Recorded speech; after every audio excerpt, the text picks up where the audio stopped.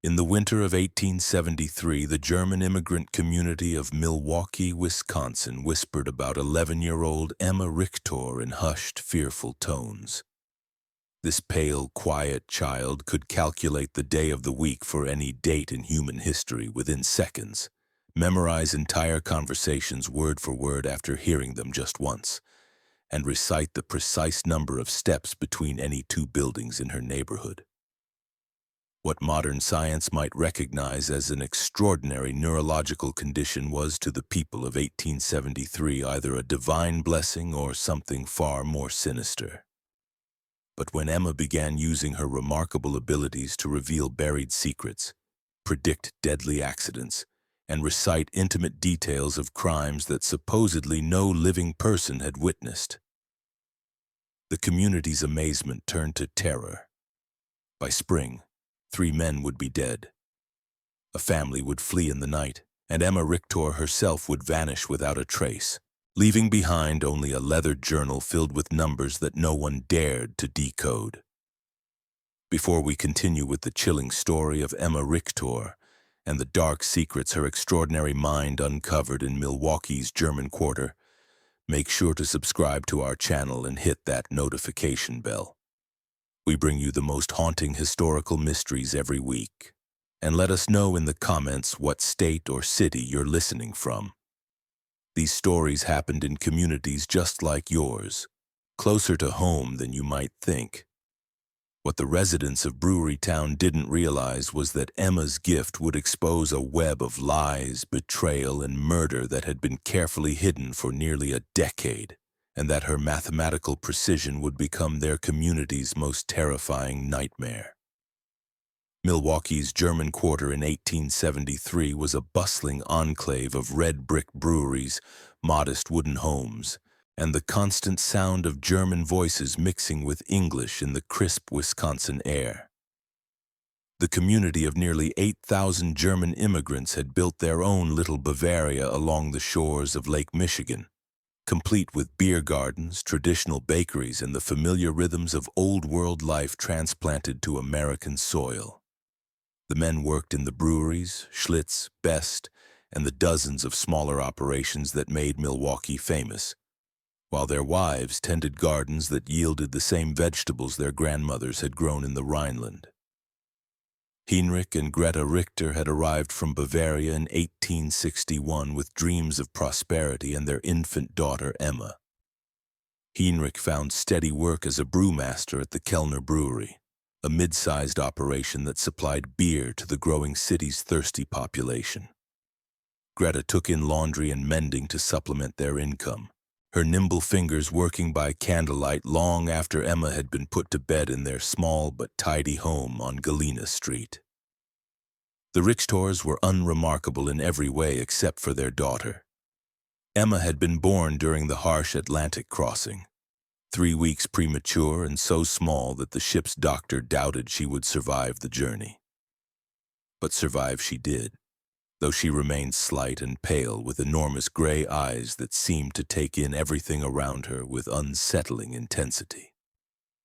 As a toddler, she rarely cried or demanded attention, content to sit quietly in corners watching and listening as the adult world unfolded around her. By age 4, Emma's parents began to notice something unusual. She could recite entire conversations she had overheard days earlier, complete with the precise inflections and accents of the speakers. She counted everything: the number of stitches in her mother's embroidery, the steps from their front door to the bakery, the exact time between the brewery whistles that marked the beginning and end of each workday. When Heinrich taught her basic arithmetic, she absorbed mathematical concepts with frightening speed, solving problems in her head faster than he could work them out on paper. The German community initially viewed Emma's abilities with a mixture of pride and unease. Old Mrs. Brennan, who claimed to remember the witch trials in her grandmother's stories, crossed herself whenever Emma's calculating gray eyes fixed on her. But Father Koller, the stout Bavarian priest who served their small Catholic parish, declared Emma's gifts to be a blessing from God, a child chosen to demonstrate divine wisdom in their New World community. The winter of 1872 had been particularly harsh, with temperatures dropping so low that Lake Michigan froze solid for the first time in a generation. The brewery workers huddled around coal stoves, their breath visible even indoors, while their wives struggled to keep their families warm and fed through the long, bitter months. It was during this isolated winter that Emma's abilities began to take on a darker character, though no one yet understood what was coming. Emma had developed the habit of sitting by the small window in their kitchen, watching the neighbors go about their daily routines with the same intense focus she applied to mathematical problems. She began to notice patterns not just in numbers but in human behavior. Mr. Kruger always walked to the brewery by the same route, taking exactly 247 steps except on Wednesdays when he took a different path that required 284 steps. Mrs. Fisher hung her laundry in a specific sequence, but when her husband worked late at the mill, she changed the order completely. These observations might have been dismissed as the quirks of an unusual child, except that Emma began to vocalize her findings in ways that made the adults increasingly uncomfortable. The transformation from curiosity to dread began on a gray February morning in 1873. Emma was sitting at the kitchen table, methodically eating her breakfast while her mother prepared her father's lunch pail, when she suddenly looked up and announced, "Mr. Dietrich will not come home from the brewery today. He will die at exactly 14 minutes past 2 o'clock. Greta nearly dropped the tin pail she was holding. Emma, my God, what a terrible thing to say. Why would you think such a thing? Emma's gray eyes remained fixed on her mother's face with that unsettling intensity. He has been drinking from the small brown bottle for 17 days. Yesterday he drank 3 times more than usual. His steps were uneven, 251 instead of his normal 244. When people change their patterns by more than 10%, something significant happens within 72 hours. Mr. Dietrich's pattern changed by 12%. The calculation is simple. Hinrich, who had been putting on his heavy wool coat, stopped and stared at his daughter. Jon Dietrich was indeed a drinker, but no more than half the men in the German quarter. The idea that Emma had been counting his steps and tracking his drinking habits was disturbing enough, but her calm mathematical certainty about his death sent a chill through both parents that had nothing to do with the Wisconsin winter. "You must not say such things, Emma," Hinrich said firmly. "It's not proper for a child to speak of death." Emma simply nodded and returned to her breakfast, but her parents exchanged worried glances over her bent head. They had grown accustomed to their daughter's unusual observations, but this felt different, darker and more specific than her typical mathematical pronouncements. At precisely 14 minutes past 2 that afternoon, Jon Dietrich collapsed in the brewery's malt room. The official cause of death was heart failure brought on by what Dr. Murr determined to be chronic alcohol poisoning. The brewery workers who found him noted that he had been acting strangely for weeks, drinking more heavily than usual and showing signs of severe anxiety. But what truly unsettled them was the timing. Emma Richter's prediction had been accurate to the minute. Word of Emma's grim prophecy spread through the German quarter like smoke from a chimney fire. Some dismissed it as coincidence, but others remembered the pale girl with the calculating eyes and began to wonder what else she might have observed during her silent vigils at the kitchen window. The Richter family found themselves the subject of whispered conversations and sideways glances when they walked to church or visited the market. Father Collar, who had previously praised Emma's gifts as divine, now seemed less certain. When Hinrich approached him after Sunday Mass, seeking guidance about his daughter's disturbing prediction, the priest's jovial demeanor had been replaced by something approaching concern. "Hinrich, my friend," Father Collar said, his Bavarian accent thick with worry. Perhaps it would be best if young Emma spent less time watching the neighbors and more time with her prayers. The Lord gives us gifts, yes, but sometimes the devil can twist even the most innocent abilities toward darker purposes. This suggestion troubled Hinrich deeply. He had always been a practical man, more concerned with the science of brewing than the mysteries of faith.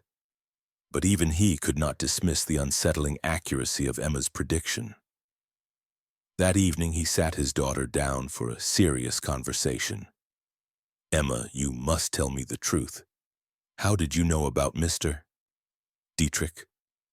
Emma looked at her father with those enormous gray eyes, her expression as calm and analytical as always.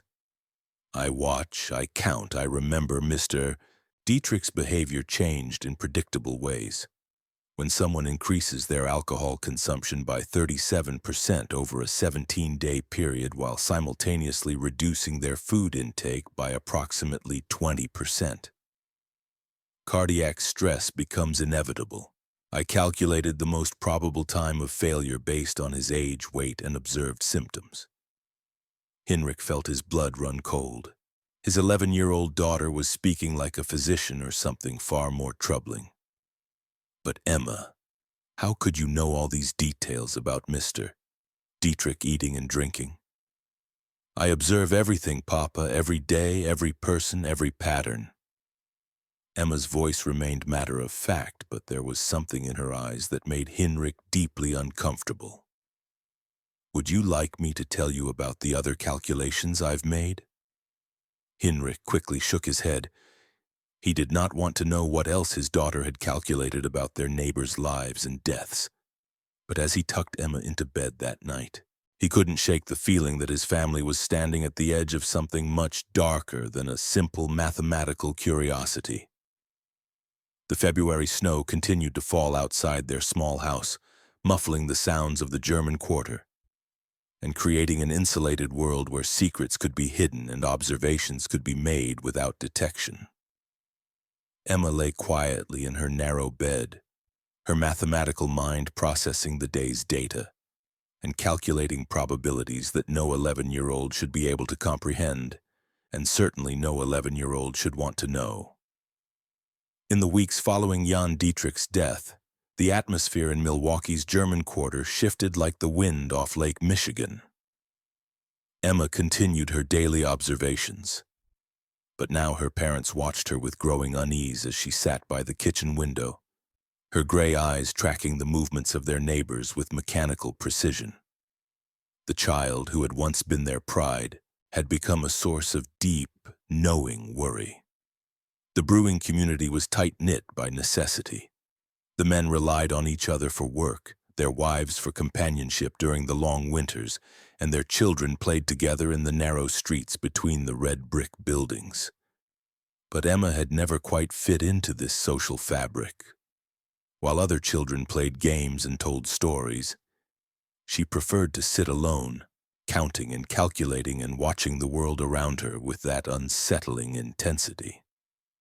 Greta began to notice that Emma's observations were becoming more detailed and more disturbing. The child would mention casually that Mrs. Weber had been meeting secretly with Mr. Kellner behind the brewery on Tuesday afternoons for 6 weeks, or that the Schneider family had been burying something in their back garden every Sunday after church. When Greta asked how Emma could possibly know such things, the girl would simply explain that she had observed the patterns and calculated the probabilities. "People think they are being secret," Emma said one March morning as she methodically buttered her bread.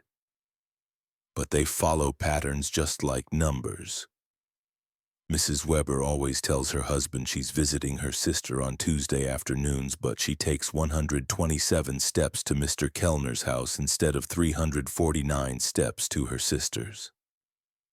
The Schneiders bury objects wrapped in cloth exactly 73 centimeters apart in a grid pattern. They believe no one is watching, but I am always watching." Hinrich had heard enough. That evening, after Emma was asleep, he spoke seriously with his wife about their daughter's increasingly troubling behavior. "Greta, this cannot continue. Emma is becoming unnatural. Children should not observe such things, and they certainly should not speak of them so coldly. Greta nodded, her hands trembling as she mended one of Heinrich's work shirts. I'm frightened, Heinrich, not of Emma, but of what people will think. Already the neighbors look at us strangely. Mrs. Brennan crossed the street yesterday when she saw me coming. And Father Collar, he has not visited us since Jan's death. Their fears proved justified when 3 days later Emma made another of her mathematical announcements. She was helping her mother prepare dinner when she suddenly stopped peeling potatoes and looked up with that familiar calculating expression. Mrs. Weber will be discovered tomorrow at 11 in the morning. Her husband will find her with Mr. Kellner in the brewery office. There will be violence. Greta dropped her paring knife. Emma, 9, you must not say such things. But Emma continued with the same mathematical certainty she applied to her arithmetic lessons. Mrs. Weber has been arriving at the brewery 7 minutes earlier each week for 6 weeks. Mr. Kellner has been staying 33 minutes later each day. Tomorrow, Mr. Weber will return from his delivery route 47 minutes early because his horse is developing lameness in her left front leg. I have observed her gait deteriorating for 11 days. The convergence of these 3 variables makes discovery inevitable. Heinrich, who had been listening from the doorway, felt his chest tighten with dread. His daughter was not just observing their neighbors. She was predicting their futures with terrifying accuracy. Emma, how do you know about Mr.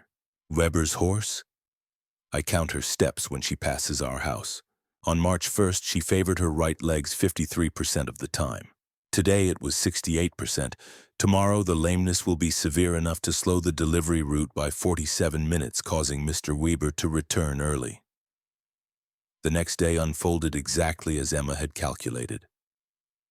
Wilhelm Weber discovered his wife Anna in a compromising position with brewery owner Ernst Kellner.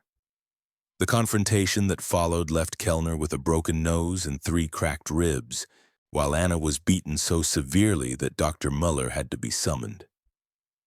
The scandal rocked the tight-knit German community.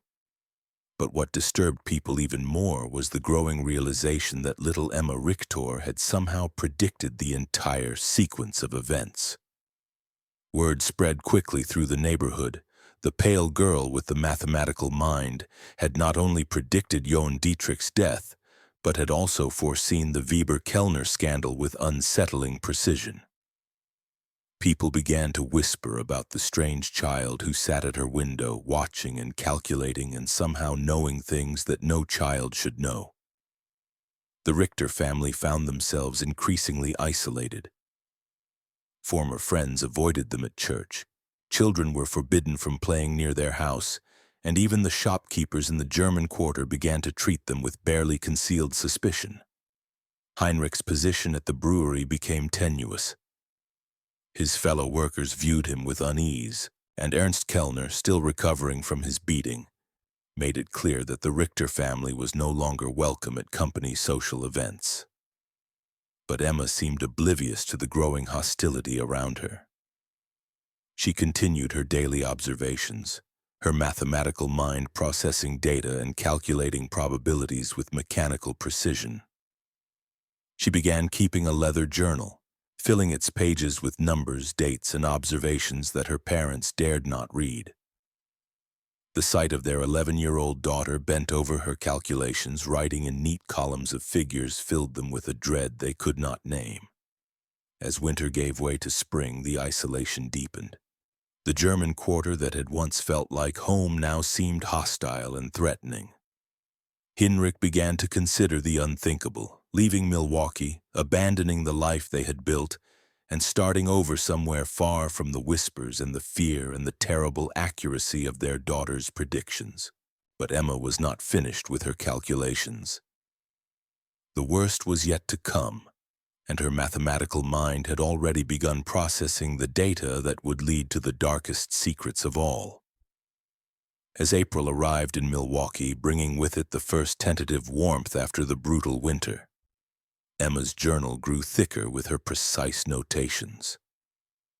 The leather-bound book had become her constant companion, and she filled its pages with increasingly complex calculations that went far beyond simple mathematics.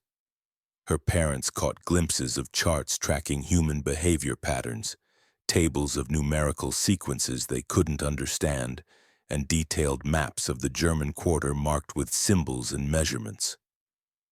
The community's fear of Emma had begun to manifest in more concrete ways. Children were forbidden from walking past the Richter house. Shopkeepers served the family quickly and without conversation, and even Father Collar had begun limiting his interactions with them to formal church services. But Emma's isolation only seemed to sharpen her observational skills, as if the removal of normal social distractions allowed her unusual mind to focus more intently on the mathematical patterns she perceived in human behavior. Dr. Friedrich Müller, the community's physician, had grown increasingly curious about Emma's abilities.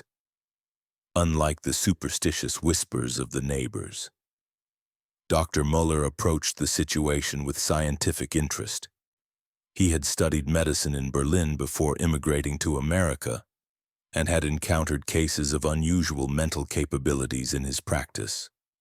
When Heinrich Richter approached him privately seeking medical advice about his daughter's condition, Dr. Müller agreed to examine Emma.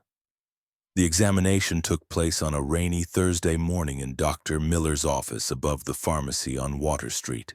Emma submitted to the doctor's questions and tests with the same mathematical precision she applied to everything else, answering each inquiry with detailed accuracy, while her gray eyes remained fixed on some invisible calculation. "Emma," Dr. Müller said in his accented English, "your father tells me you can predict when certain events will happen. Can you explain to me how you do this?" Emma looked at the doctor with that unsettling intensity. "I observe patterns and calculate probabilities based on established behavioral data. People believe their actions are random, but they follow mathematical sequences. When I have sufficient data points, I can predict future behavior with high accuracy." Dr. Müller leaned forward, intrigued despite himself. "Can you give me an example?" Emma consulted her journal, flipping through pages of neat numerical notations. "Mrs. Brennan believes she is keeping a secret, but her pattern is quite obvious. Every Tuesday and Friday for 8 weeks, she has walked to the church at exactly 3:15 in the afternoon. But instead of entering for prayer, she continues to the rectory and remains for precisely 43 minutes. Father Kerr's pattern has also changed. He has been purchasing extra candles and wine, and his evening prayers have extended by an average of 17 minutes on Tuesdays and Fridays. The correlation is statistically significant." Dr. Müller felt his breath catch. The implications of what Emma was suggesting about the priest and the widow were scandalous enough, but the methodical way she had documented her observations was deeply troubling. "Emma, how long have you been watching people in this way?" "Always," Emma replied simply. "Since I was very small, but I only began making calculations when I learned mathematics. The patterns became clearer then." "After the examination, Doctor?" Müller spoke privately with Heinrich and Greta Richter. His medical training told him that Emma's condition was neurological rather than supernatural, but he had no framework for understanding what he had observed. "Your daughter's mind works differently than other children's." He explained she processes information in ways that seem almost mechanical. "In my opinion, this is a medical condition, not the other things people are saying."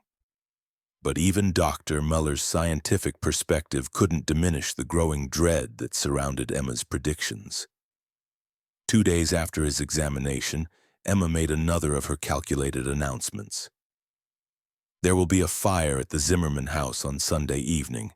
It will start at 8:47 and spread to 3 adjacent buildings before the volunteer fire brigade can respond. Mr. Zimmerman will not survive." Heinrich felt the familiar chill that accompanied his daughter's predictions. "Emma, You must not say such things. How could you possibly know about a fire? Emma consulted her journal. Mr. Zimmerman has been drinking lamp oil mixed with whiskey for 12 days. I observed him purchasing both items in quantities that exceed normal household use.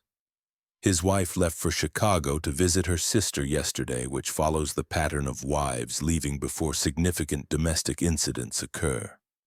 The chimney on their house has structural damage that I calculated based on the angle of smoke emission and the pattern of soot deposits. The probability of fire is 93%. Greta began to weep softly. The clinical way Emma discussed potential tragedy, as if human suffering were simply another mathematical problem to be solved, frightened her more than any supernatural explanation would have. This was her child, but she no longer recognized the cold precision in Emma's voice or the mechanical way she processed human pain. Hinrich made a decision that would haunt him for the rest of his life. He decided to warn Franz Zimmerman about Emma's prediction, hoping that preventive action might save a life and perhaps demonstrate that his daughter's calculations could be used for good, rather than simply predicting disaster. He found Zimmerman at the brewery Saturday evening, stumbling drunken, reeking of the lamp oil Emma had mentioned. Heinrich's warning was met with belligerent laughter and crude jokes about the devil child who thinks she knows everything. But something in Heinrich's desperation must have penetrated Zimmerman's alcoholic haze because he promised to be extra careful with the lamps. Sunday evening arrived with unseasonable warmth and a dry wind from the west. At exactly 8:47, flames erupted from the Zimmerman house. The fire spread with terrifying speed, consuming not just the original building but 3 adjacent homes before the volunteer fire brigade could mount an effective response. Brand Zimmerman's body was found in his kitchen, where he had apparently fallen while trying to extinguish flames that had spread far beyond his ability to control. The accuracy of Emma's prediction down to the exact minute sent shockwaves through the German quarter. Hinrich's attempt to warn Zimmerman had been witnessed by several brewery workers, and word spread quickly that Emma had predicted not just the fire but its precise timing and consequences. The community's unease transformed into open fear, and the RTOR family found themselves completely ostracized. But for Emma, the fire was simply another data point to be recorded in her journal. She noted the correlation between her prediction and the actual event, made adjustments to her calculations based on the observed variables, and began processing new patterns with the same mechanical precision that had made her prediction possible in the first place. The worst part was that she was not finished calculating. The days following the Zimmerman fire transformed the German quarter into a place of whispered fears and sideways glances. Emma's prediction had been too precise, too detailed, and too accurate to be dismissed as coincidence. 3 families, the Brauns, the Kohles, and the Steiners, had lost their homes in the blaze, and the community was struggling to house the displaced families while trying to process the unsettling reality of Emma's mathematical prophecies. Heinrich found his position at the brewery had become untenable. His fellow workers avoided him. Conversation stopped when he entered a room, and Ernst Kellner, still bearing the marks of Wilhelm Fieber's attack, made it clear that the Richter family's presence was no longer welcome in any brewery social functions. The mathematical precision of Emma's predictions had transformed their daughter from a curiosity into something the community feared to name. Emma herself seemed unaware of the growing hostility around her. She continued her daily observations, filling page after page of her leather journal with calculations that grew increasingly complex and disturbing. She had begun creating what appeared to be probability matrices, tracking multiple variables simultaneously and generating predictions that extended weeks into the future. Greta found herself afraid to look at her daughter's journal, terrified of what calculations Emma might be making about their own family or neighbors. The child who had once been her greatest joy had become a source of constant anxiety.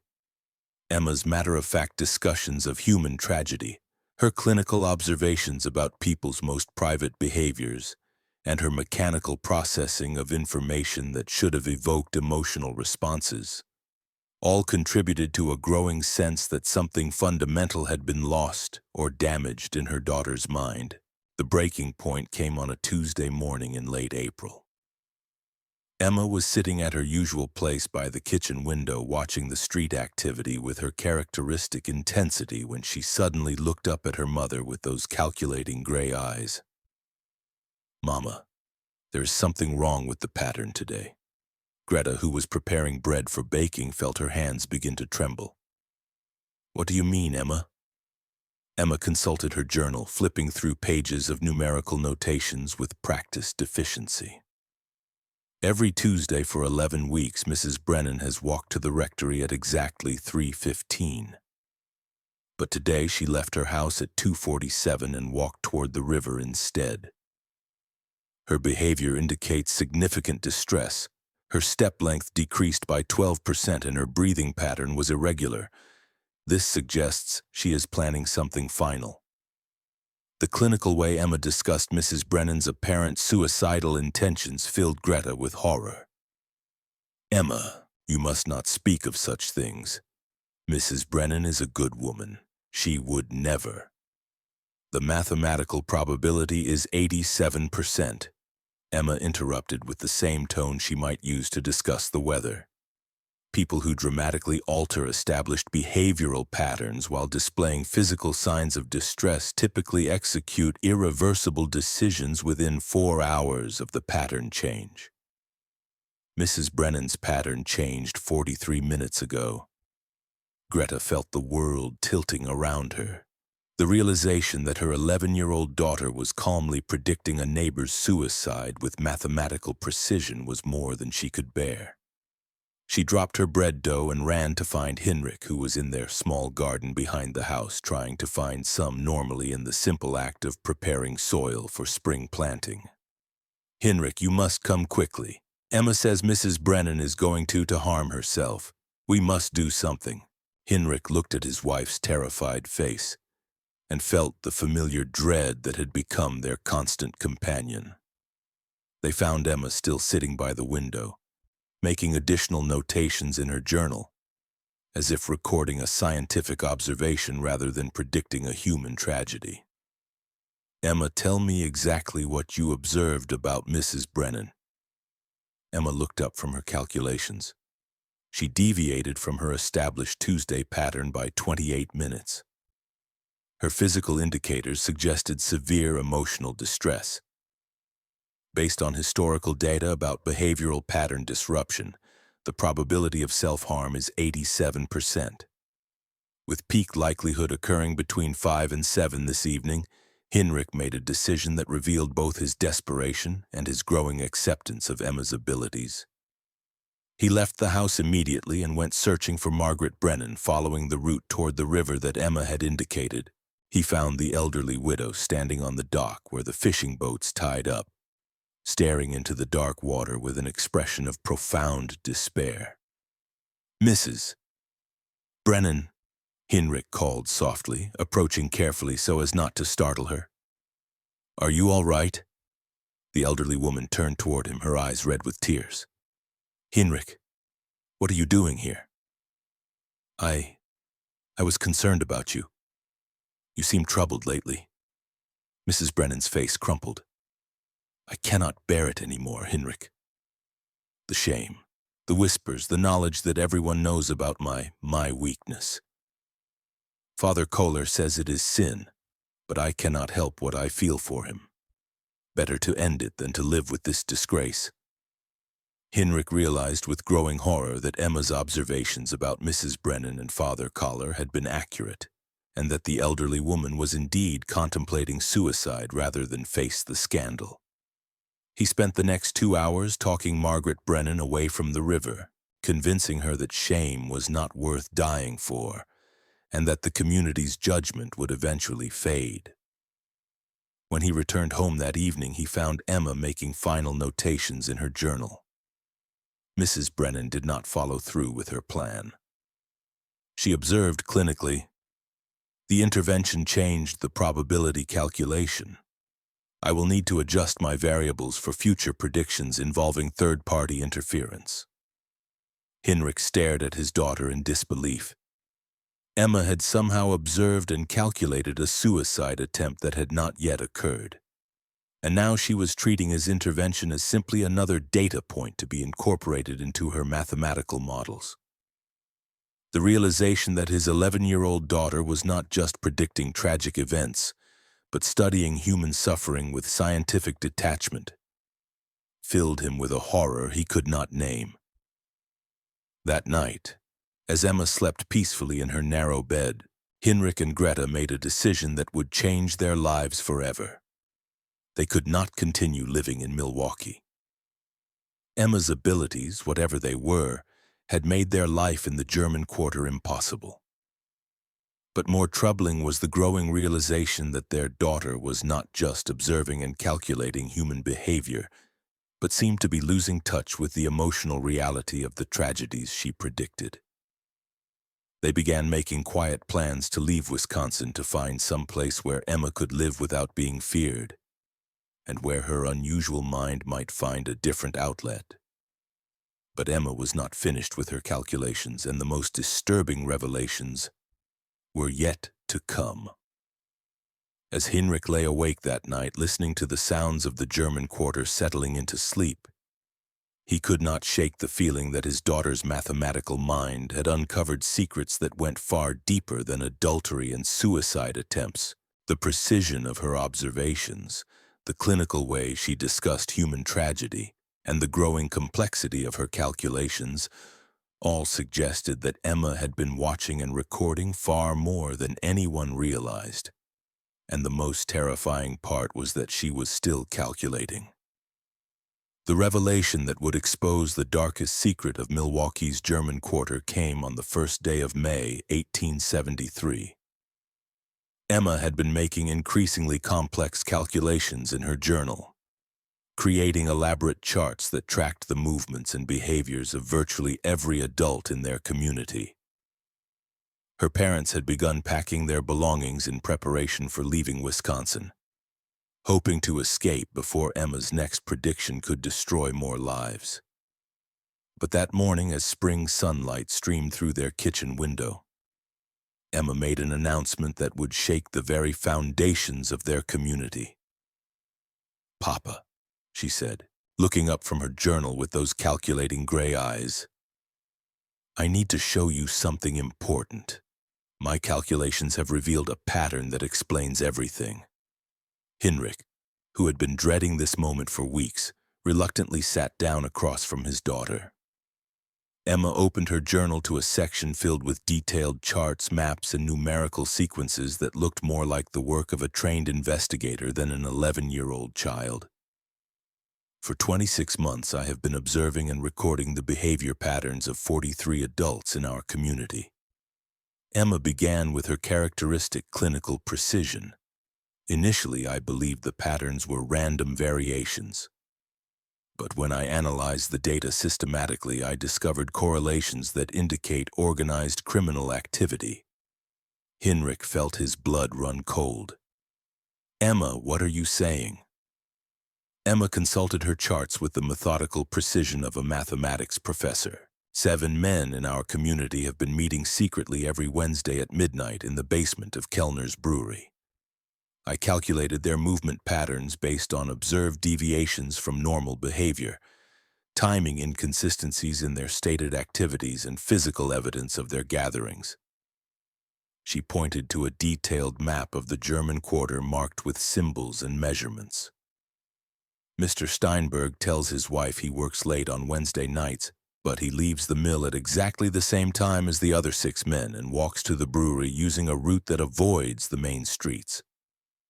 The pattern has been consistent for 26 months, with only 3 exceptions that correlated with illness or family emergencies." Hinrich stared at the map, recognizing the names Emma had marked: Wilhelm Weber, Franz Kellner, Ernst's brother Hans Zimmermann, Franz's cousin Otto Steinberg, Klaus Brennan, Margaret's deceased husband until 3 months ago, Gustav Wolf and Hermann Kruger, Emma.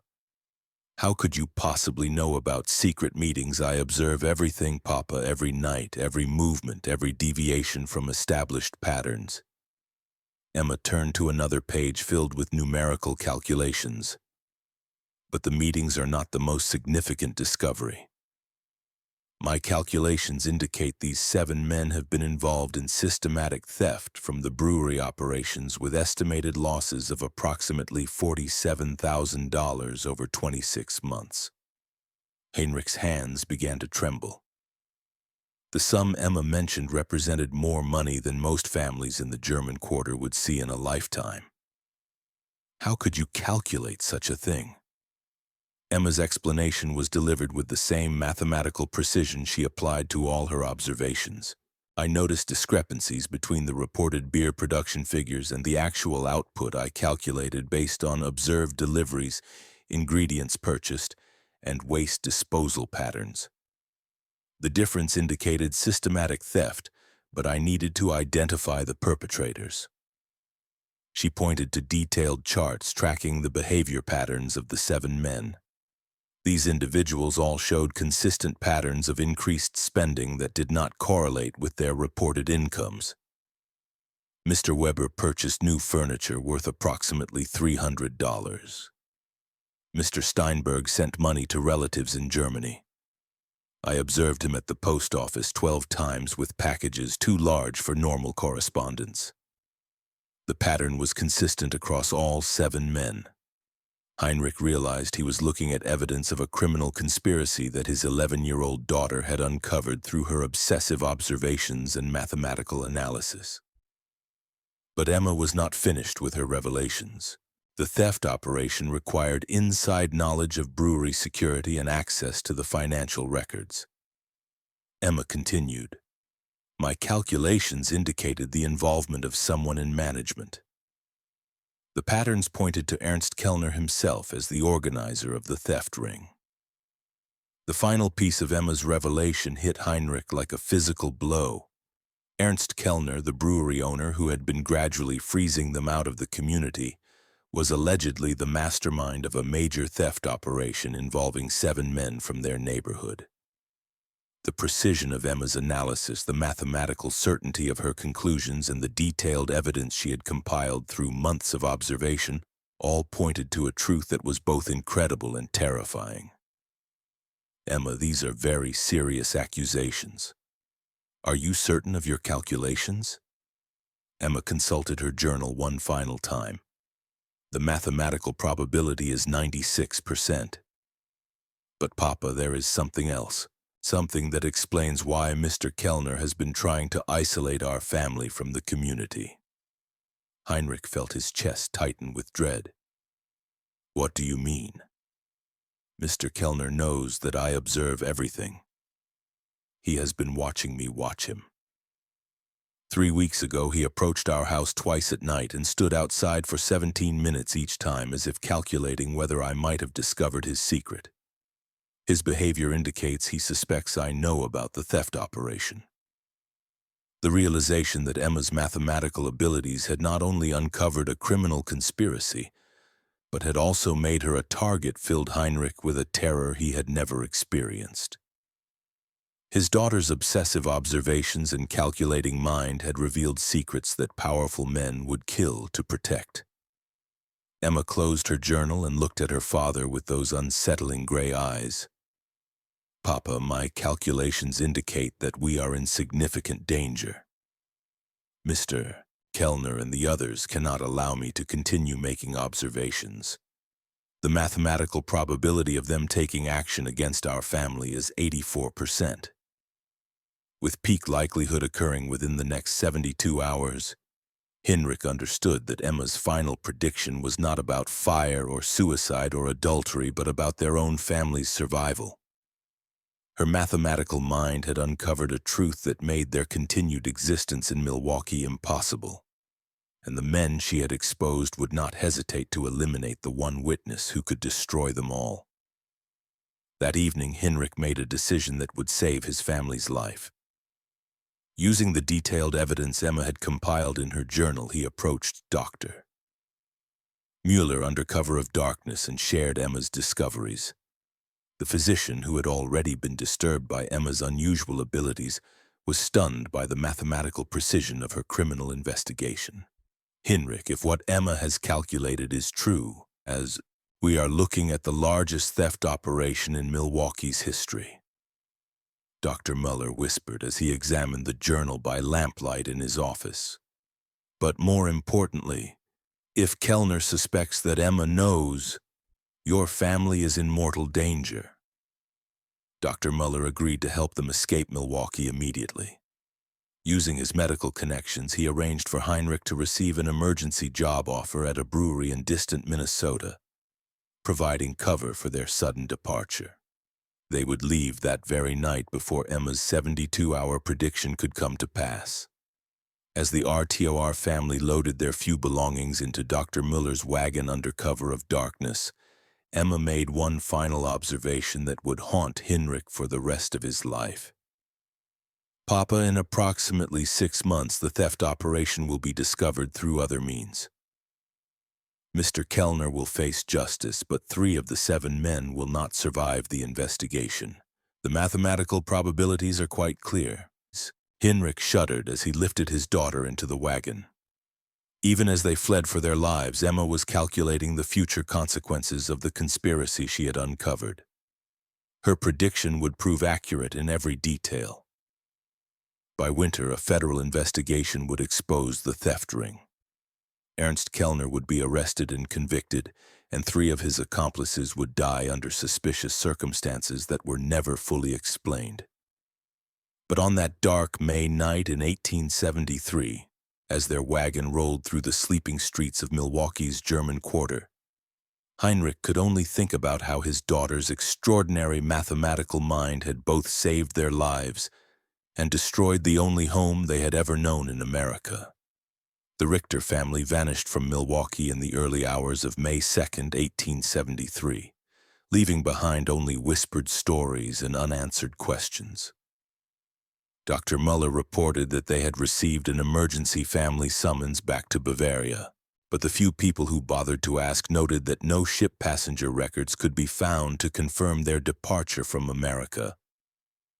What the residents of the German Quarter never learned was that Heinrich, Greta, and Emma Richter had indeed traveled to Minnesota, where Heinrich found work at a small brewery in the town of New Ulm. Dr. Mueller had sworn to keep their location secret, understanding that Emma's mathematical abilities would always make her a target for those who feared exposure of their secrets. In New Ulm, the Richter family attempted to build a new life far from the whispers and fears that had driven them from Milwaukee. Heinrich found the brewery work familiar and satisfying, while Greta slowly began to rebuild the domestic routines that had been shattered by Emma's disturbing predictions. But Emma herself remained unchanged. Her mathematical mind continued to observe, calculate, and record human behavior patterns with the same mechanical precision that had made her both famous and feared. Dr. Mueller maintained correspondence with the family for several months, reporting that Emma had begun working with a mathematics professor at a nearby college who was fascinated by her unusual abilities. The professor, a German immigrant named Dr. Hermann Weiss, approached Emma's condition from a scientific rather than supernatural perspective, helping her understand and channel her observational skills in ways that might prove beneficial rather than destructive. But the most significant revelation came in November of 1873 when Dr. Mueller received a letter from Heinrich containing Emma's final prediction about the Milwaukee theft operation. As she had calculated with mathematical precision, federal investigators had indeed uncovered Ernst Kellner's conspiracy.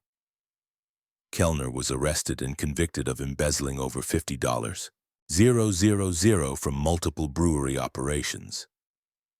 Wilhelm Weber, who had been Kellner's primary accomplice, was found dead in his home under circumstances that were ruled a suicide, but which many suspected were something far more sinister.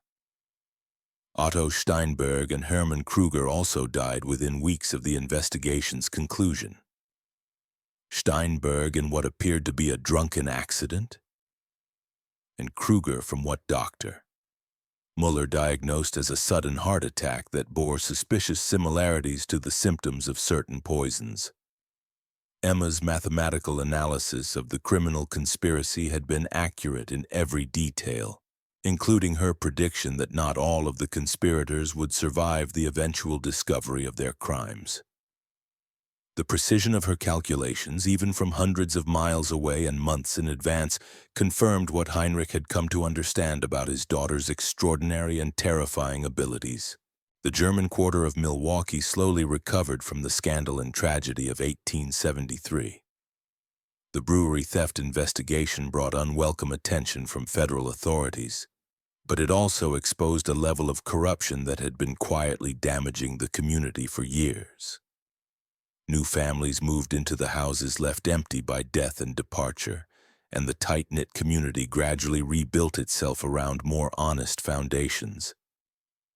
But the story of Emma Richter, the pale girl with the calculating gray eyes who could predict death and expose secrets through mathematical observation, became part of the neighborhood's whispered folklore. Parents used her story to warn their children about the dangers of knowing too much, while adults quietly wondered what other secrets might be hiding behind the ordinary facades of their neighbors' lives. Father Collar, who had initially blessed Emma's abilities as divine gifts, later confessed to Dr. Mala that the girl's mathematical predictions had shaken his faith in ways he could not explain. The priest had begun to question whether some knowledge was too dangerous for human minds to possess, and whether Emma's condition represented a blessing or a curse that had been visited upon their community. Just when we thought we'd seen it all, the horror in Milwaukee's German quarter intensifies. If this story is giving you chills, share this video with a friend who loves dark mysteries. Hit that like button to support our content, and don't forget to subscribe to never miss stories like this. Let's discover together what happens next. In the most disturbing historical cases America has to offer. Dr. Miller's final letter to the RTOR family was written in the spring of 1874, nearly a year after their departure from Milwaukee. In it, he reported that the German quarter had largely returned to normal, but that Emma's story continued to circulate in whispered conversations among the older residents. He also shared a disturbing development that had emerged during the federal investigation of the brewery theft. Government investigators had discovered that Emma's journal, which Heinrich had left with Dr. Miller as evidence, contained mathematical calculations that extended far beyond the immediate criminal conspiracy. Emma had apparently been tracking and analyzing behavioral patterns throughout the entire German immigrant community, creating detailed profiles of dozens of families and predicting future events with remarkable accuracy. The federal investigators trained in criminal analysis were both impressed and disturbed by the sophistication of Emma's observational methods. Your daughter's mind works in ways that professional investigators might envy, Dr. Muller wrote. But I confess that I am grateful she is far from Milwaukee. The precision of her observations and the mathematical certainty of her predictions represent a kind of knowledge that I fear is too dangerous for any community to possess. The final mention of Emma Richter in any historical record comes from a brief notation in the new Ulm College Mathematics Department records from 1875. Professor Hermann Weiss reported that his special student had demonstrated unprecedented abilities in statistical analysis and behavioral prediction, but that her family had decided to relocate once again for personal reasons. After that entry, Emma Richter disappeared from history as completely as she had vanished from Milwaukee on that dark night in May of 1873. What happened to the girl who could calculate human behavior with mathematical precision remains unknown. Some researchers have theorized that families like the rich, possessing children with unusual abilities deliberately maintain their anonymity to protect themselves from both scientific exploitation and community persecution. Emma's story represents one of the few documented cases where such abilities were recorded in sufficient detail to understand their scope and implications. This mystery shows us that the human mind remains one of our greatest enigmas, capable of developing extraordinary abilities that challenge our understanding of intelligence, observation, and prediction. In 1873, Emma Richter's mathematical approach to human behavior was seen as either divine or demonic. But modern science recognizes that conditions like Sant syndrome, autism spectrum disorders, and hypothermia can indeed create minds that process information in ways that seem almost supernatural to those who don't understand the neurological mechanisms involved. What do you think of this story? Do you believe everything was revealed? Or do you think Emma's abilities extended even further than what we discovered? Leave your comment below and let us know if you've ever encountered someone with similar extraordinary mental abilities. If you enjoyed this tale and want more horror stories like this, subscribe, hit the notification bell, and share with someone who loves mysteries. These historical cases remind us that the most frightening truths are often hidden in plain sight, waiting for the right mind to calculate their terrible secrets. The case of Emma Richter demonstrates that sometimes the most terrifying discoveries come not from supernatural forces, but from the relentless application of mathematical logic to human behavior. In a world where we believe our secrets are safe, the existence of minds capable of such precise observation and calculation reminds us that privacy may be nothing more than an illusion, and that the patterns we think we hide may be